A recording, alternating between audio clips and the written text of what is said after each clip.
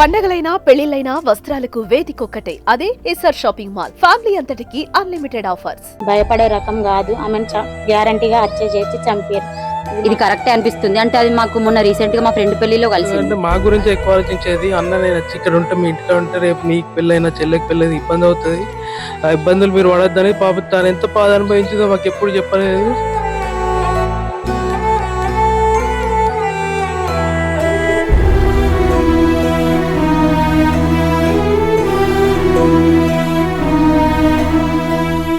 కొన్ని రోజుల క్రితం అది ప్రెగ్నెంట్ ఉన్నప్పుడు దాని అత్త మామ వాళ్ళు కూడా ఆమెను ఇబ్బందులు పెట్టినట్టు చెప్పింది మాతో.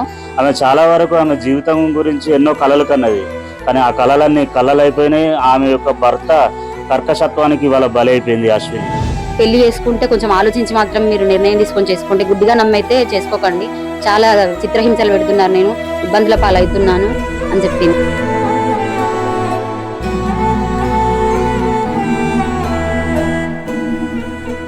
Welcome to Suman TV. ప్రస్తుతం మనం చిగురుమామిడి మండలం సుందరగిరి గ్రామంలో ఉన్నాము.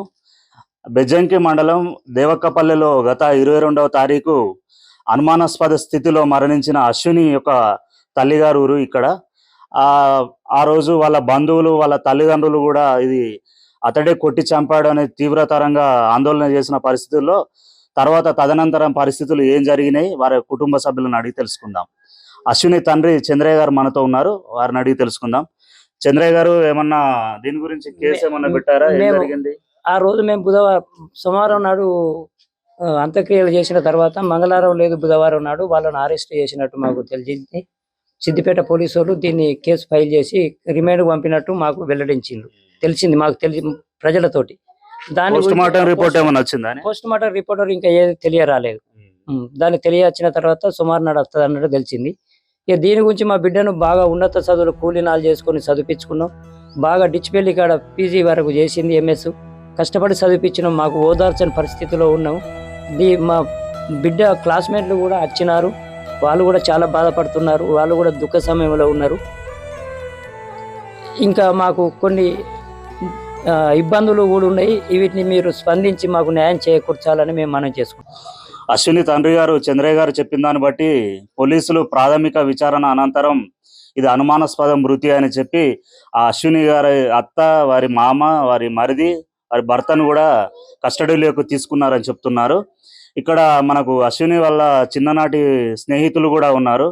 ఆ అశ్విని యొక్క భర్త కర్కశత్వానికి గురై చనిపోయిన అశ్విని కుటుంబాన్ని పరామర్శించడానికి, అలాగే ఆమెతో వారికి ఉన్న అనుబంధాన్ని నెమరు వేసుకోవడానికి వారి స్నేహితులు కూడా అశ్విని వాళ్ళ ఇంటికి వచ్చారు. అశ్విని స్నేహితురాలు శిరీష గారు మనతో ఉన్నారు, వారిని అడిగి తెలుసుకుందాం.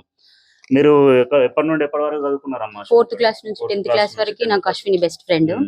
నా పక్కనే కూర్చునేది. నేను, అశ్విని, కావ్య, మేము ముగ్గురం క్లోజ్ ఫ్రెండ్స్. అంటే అది క్లాస్ ఫస్ట్, అదే టాపర్. అది ఇంత అన్యాయానికి గురైందంటే మేము అసలు నమ్ముతలేము. అది నిర్ణయం తీసుకోదు అసలు, ఇది రాంగ్. వాళ్ళ భర్త కొట్టి చంపినాడని అంటున్నారు, ఇది కరెక్టే అనిపిస్తుంది. అంటే అది మాకు మొన్న రీసెంట్గా మా ఫ్రెండ్ పెళ్లిలో కలిసి దాని మనోభావాలను షేర్ చేసుకుంది మాతో.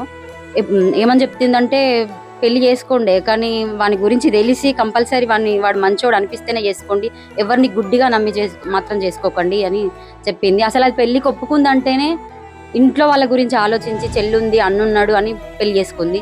అది దాని గోల్స్ ఏంటి అంటే గ్రూప్స్కి ప్రిపేర్ కావాలి, సివిల్స్ రాయాలి అని దాని గోల్స్ ఉండేవి. అది ఎంఎస్సీ చేసింది యూనివర్సిటీలో. కొన్ని రోజుల క్రితం అది ప్రెగ్నెంట్ ఉన్నప్పుడు దాని అత్త మామ వాళ్ళు కూడా ఆమెను ఇబ్బందులు పెట్టినట్టు చెప్పింది మాతో.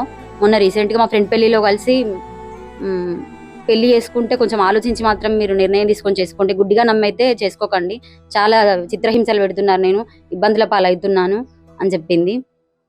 అంటే ఇప్పుడు ఏది లేదన్న వార్తను మేము జీర్ణించుకోలేకపోతున్నాము. చిన్నప్పుడు మాతోటే ఉండేది అది, కానీ అది మాత్రం ఇంత నిర్ణయం తీసుకోదు. అశ్విని మరో స్నేహితురాలు మనతో ఉన్నారు, వాళ్ళ చిన్నప్పటి నుండి చదువుకున్న స్నేహితురాలు, ఆమెను అడిగి తెలుసుకుందాం. ఏమైందమ్మా, అశ్విని ఎప్పుడన్నా మీకు ఈ మధ్యలో కలిసారా? ఏం చెప్పారు? రీసెంట్ గా మా ఫ్రెండ్ మ్యారేజ్ అయితే వెళ్ళాము, అందరం అక్కడే కలిసాము. అక్కడ తను చెప్పింది ఏంటంటే, తను చెప్పిన విధానాన్ని బట్టి చూస్తే తను మాత్రం ఎప్పుడు ఫ్యూచర్ పైనే చాలా ఫోకస్ చేస్తుంది. భవిష్యత్ ఏంటి అన్న ఆలోచనతో ఉంటది, కానీ తనకి ఇంకా వేరే బయట అటు ఇటు అంత ఏం ఇది అనిపించలేదు. అది చెప్పాలంటే ఇంత తాను సూసైడ్ చేసుకుంది అని అంటే అది నమ్మలేని విషయం అనిపిస్తుంది. తను చాలా డేర్ పర్సనే, కానీ ఇట్లా మాత్రం చెయ్యదు తను. అశ్విని వాళ్ళ ఇంటి దగ్గర వాళ్ళ పక్కపొంటి వాళ్ళు చిన్నప్పటి నుండి ఆమె యొక్క పరిస్థితి మొత్తం తెలిసిన మానస గారు ఉన్నారు. వారిని అడిగి తెలుసుకుందాం అశ్విని ఏ విధంగా ఉండేది అందరితో తెలుసుకుందాం. నా పేరు మానస. అశ్విని భయపడే అమ్మాయి కాదు, మంచిగా ధైర్యంగా ఉండేటామె. నేను చనిపోతానైతే ఇప్పుడు అనలే. మా ఆయన పని చేయడు, అక్క చేయకున్నా కూడా నేను భయపడను ఎవరికి. నా కొడుకున్నాడు, నేను స్కూల్లో మీ వాళ్ళతో పంపించాను, నేను ఇక్కడ జాబ్ చేసుకుంటా, మా వాళ్ళకి కష్టం కానియ్యా అని మా ఇంటికి వచ్చి చెప్పిన రోజులు కూడా ఉన్నాయి. మా ఆయనను అన్నయ్య జాబ్ చూడని, మా ఆయన కరీంనగర్ ఎత్తాడు, అన్న జాబ్ చూడు నేను చేస్తా అని చెప్పింది. చెప్తే కూడా చూసిండు, ఇంటర్వ్యూకి కూడా పోయింది. చిన్న ఆయన అక్కడ స్కూల్ వేసినాక పోతానే అంతలోనే వాళ్ళ ఆయన తీసుకుపోయిండు. ఆయనతో మంచిగానే ఉన్నారు, మంచిగానే ఉంటుండే అక్క. ఇప్పుడు ఆయన ఇట్లా చేయనప్పుడు వచ్చి జాబ్ చేసుకుంటా అని చెప్పింది. కానీ ఆమె భయపడే రకం కాదు. ఆమెను గ్యారంటీగా హత్య చేసి చంపారు. ఇది మాత్రం మాకు తెలుసు. అశ్విని అన్న అనిల్ మనతో ఉన్నారు, వారిని అడిగి తెలుసుకుందాం. చెప్పండి, మీ చెల్లెకు ఎన్ని సంవత్సరాలు అయితే పెళ్ళి? అప్పటి నుండి మీకు ఏమన్నా సాధక బాధకాలు ఏమైనా చెప్పుకున్నారా? మా చెల్లెకి 2020లో పెళ్ళైంది. అప్పటి నుంచి వాళ్ళు అట్లానే బతుకుతున్నారు. చెల్లని చేసుకున్న మా బావగాడు కూడా ఏం పని చేయకపోతుండే. మా డాడీ ఇక్కడ డబ్బులు పంపిస్తుండే, వాడు ఏం పనిలకు కూడా మేమే పైసలు కొడుతుండే. ఒక అడ్డ కూడా కొనిచ్చిండు, ఈఎంఐ కూడా కట్టకపోతే నేను నా ఫోన్లోకి వెళ్ళి కట్టిన రోజులు కూడా ఉన్నాయి. తను ఏమంటుందంటే మా గురించి ఎక్కువ ఆలోచించేది, అన్న నేను వచ్చి ఇక్కడ ఉంటే మీ ఇంటికాడ ఉంటే రేపు నీకు పెళ్ళైనా చెల్లెకి పెళ్ళైనా ఇబ్బంది అవుతుంది, ఆ ఇబ్బందులు మీరు పడొద్దని. పాప తను ఎంత బాధ అనుభవించిందో మాకు ఎప్పుడు చెప్పలేదు. ఆ బాధ కొద్దీ తను ఇక్కడ రాకుండే, ఇక్కడికి వచ్చినా కూడా ఎక్కువ రోజులు ఉండకుండా వెళ్ళిపోయేది. తను ఎంత కష్టాలు అనుభవించిందో మా అమ్మ నాన్నకు కూడా సరిగా చెప్పేది కాదు. తను ఏమంటుందంటే ఆయన చదువుకున్నా నా అన్న నాకన్నా జాబ్ చూడు, నేను నా కొడుకుని చదువుకుంటున్నా అన్న రోజు చాలా ఉన్నాయి, చాలాసార్లు చెప్పేది. తన భర్త తనను ఎన్ని చిత్రహింసలు పెట్టినా కూడా ఆమె ఎవరికి చెప్పుకోకుండా సరే అతని దారి అతనిదే, కానీ నేను నా కొడుకున్నాడు, నేను నా సొంత కాళ్ళపై నిలబడి నేను ఏదైనా జాబ్ చేసుకొని అయినా ఏదైనా పని చేసుకొని నేను నా కొడుకును నేను సాదుకుంటా అని చెప్పి ఉద్దేశంలోనే ఆమె ఉన్నట్టుగా కనబడుతుంది.